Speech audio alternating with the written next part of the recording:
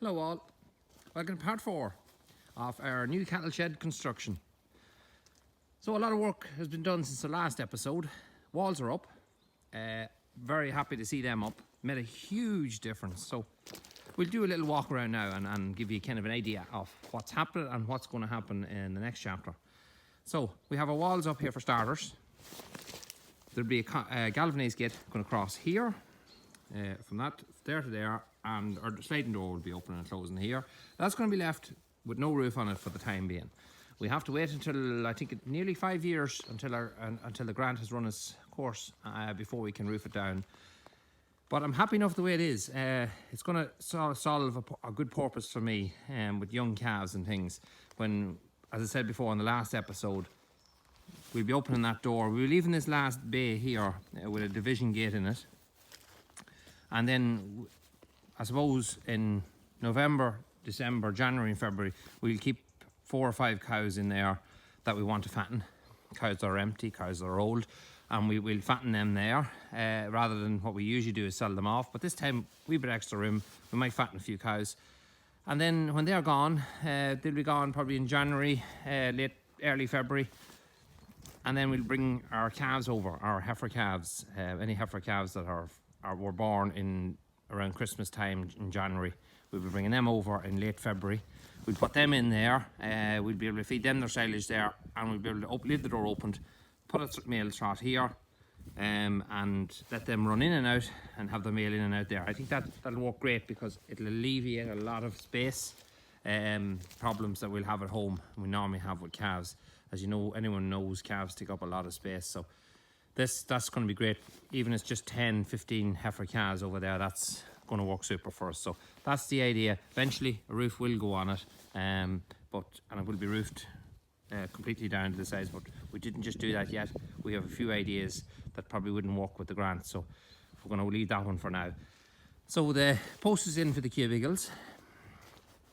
Didn't pour the cubicles yet. We're going to wait for the roof to go on first because the weather has deteriorated badly. So we're not going to take a chance, because if it did rain, the water would drip from the joists going across, and it tends to drip constantly from them, and it would destroy the surface on the cubicle. So we're just going to pour them when the sheeting goes on. We have our yard wall up. So our yard wall is full height, the full height of the shutter. It's about 7'6", in around that, 7'7", something in around that. So this will be our concrete yard, as I was explaining before.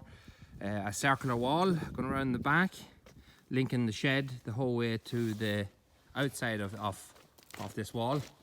So we'll go from there the whole way around and link with a curved wall and link the two together. May leave a little gate here. Now, as I say, a gate, a little small opening just here. So and a wee bit of concrete, a square of concrete just here, so that our ducting, our ESB ducting is in, and there's our downpipe for our spouting. But it just leaves that when the man comes to read the meter, he can walk through the yard here and just open a little tiny gate and just step in, read the meter and gone. It might be just nice and neat and handy. So a nice solid little gate on it. So yeah, I think that'll be a good job. And also be able to go in and out behind the shed as well, if needed be.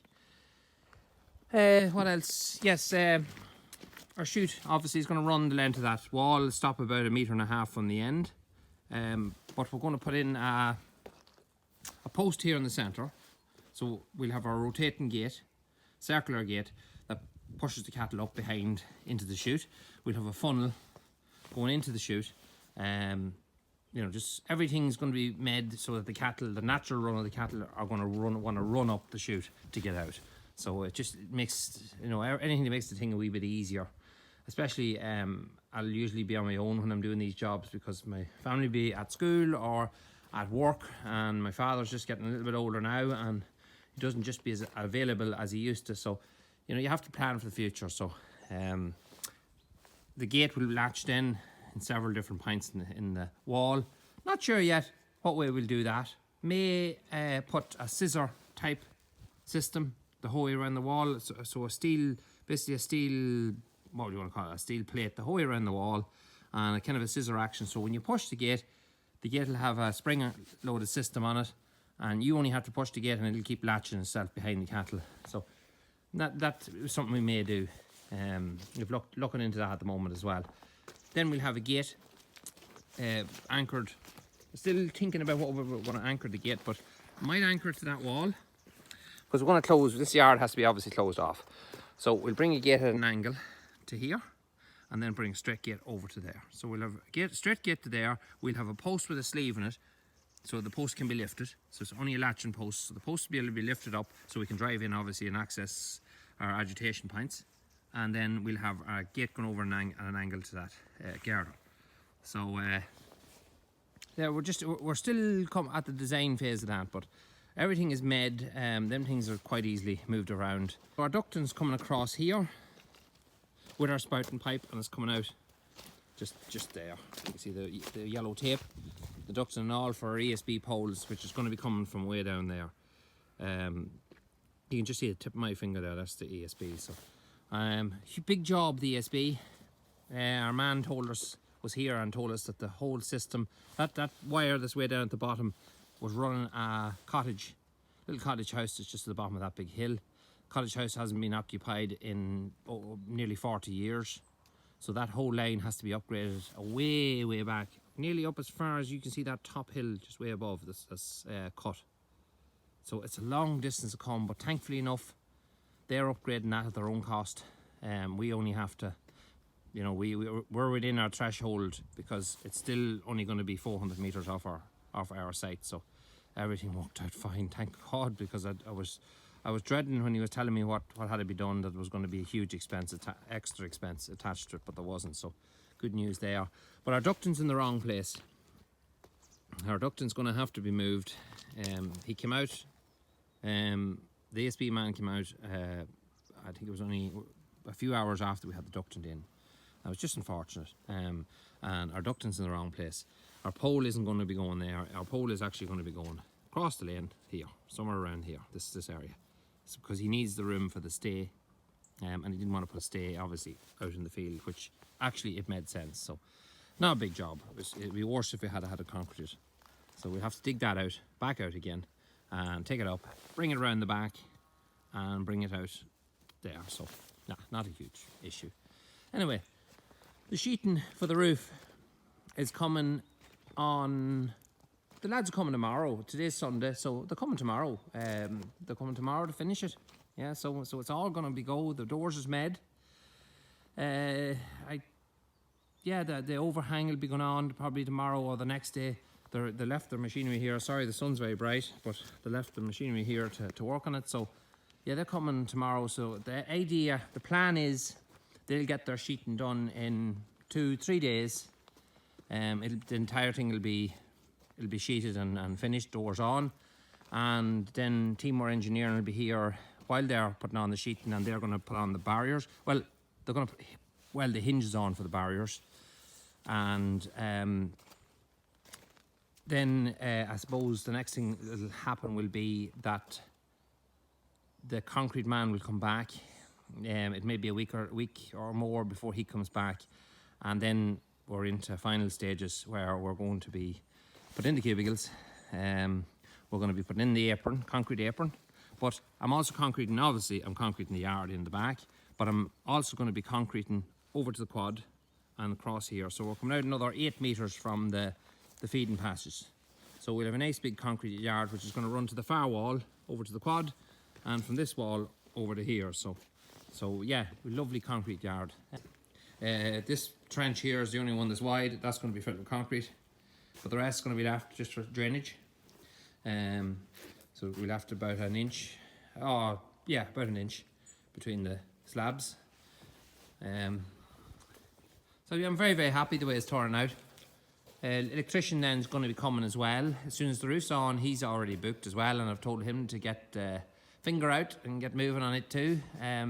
SR Security is the lad we're going with. Stephen is his first name. He does a lot of work for us. He mostly does security surveillance systems, and does everything security related, whether it's entrance gates, everything he covers. But he's obviously an electrician as well, So he's going to come in and do everything. He's a very tidy lad. Yeah, he's coming, I think, in about a week and a half's time, and he'll not be long wire. There's not a huge amount of wire into it. We'll fit an LED. Everything will be LED.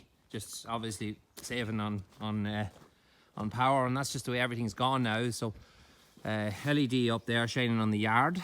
We'll have 3 LEDs in the roof. We'll have power out here somewhere for working on the yard. If we're clipping cattle and things like that, we need power.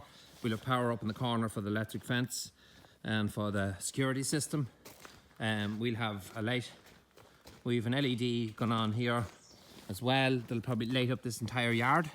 Something just to light up the whole yard. We'll put a small little LED light fixed to that wall there, just to light this area up here.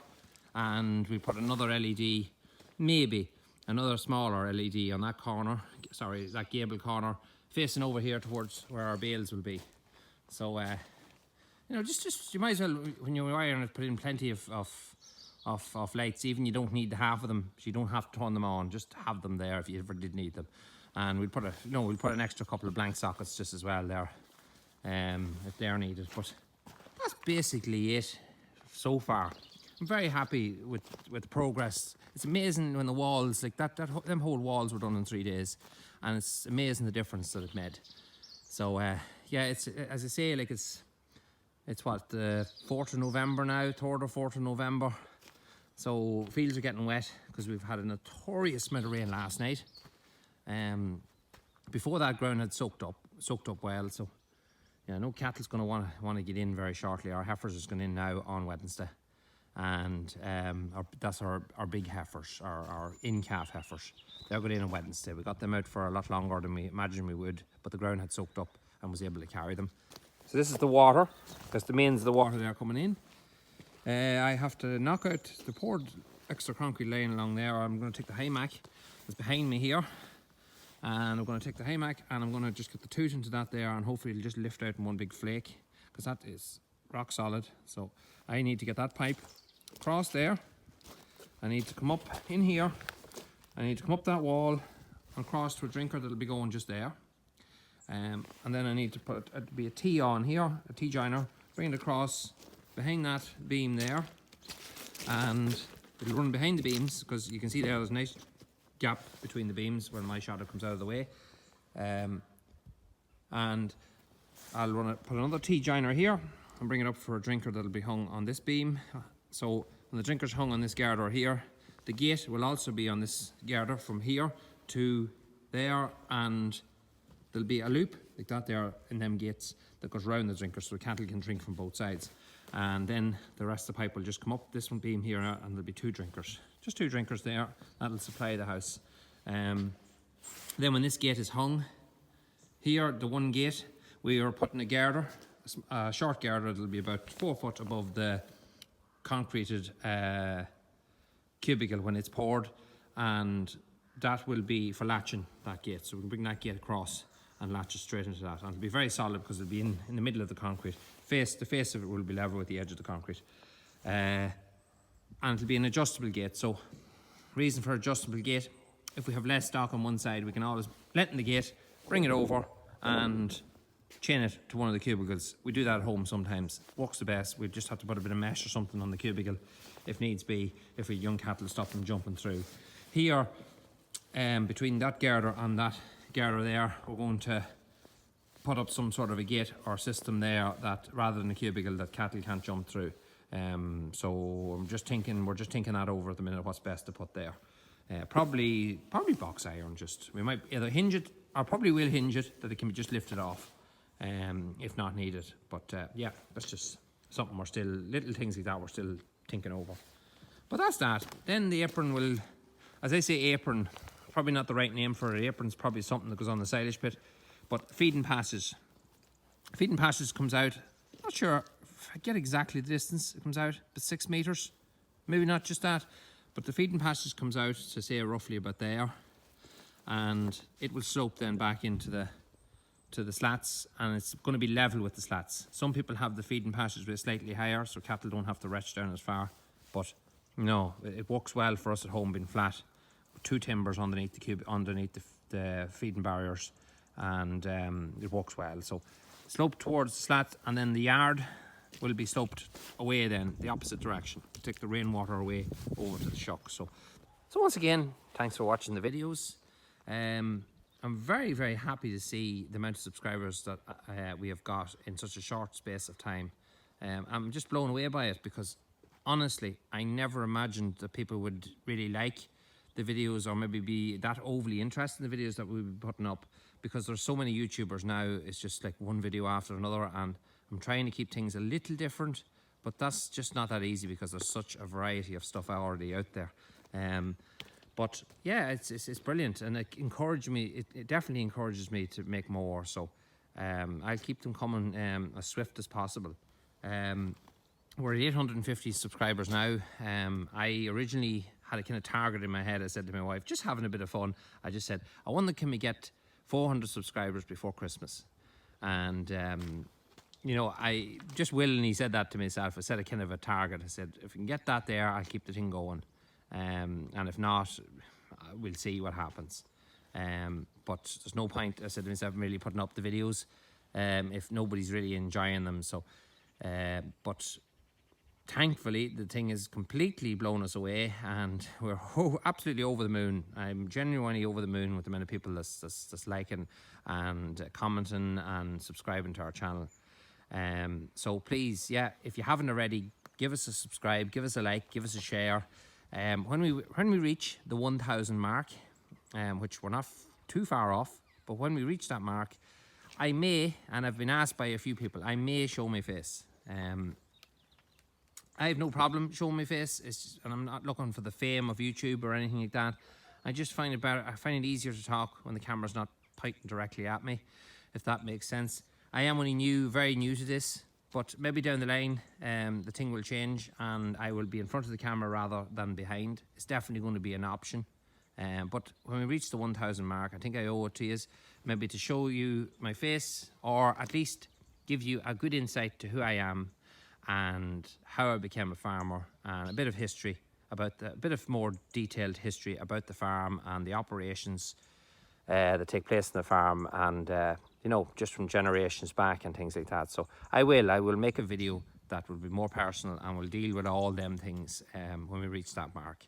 So once again, thank you very, very much for watching our videos and subscribing to our channel, and we will catch you very soon on the next one. Thanks for watching. Bye bye.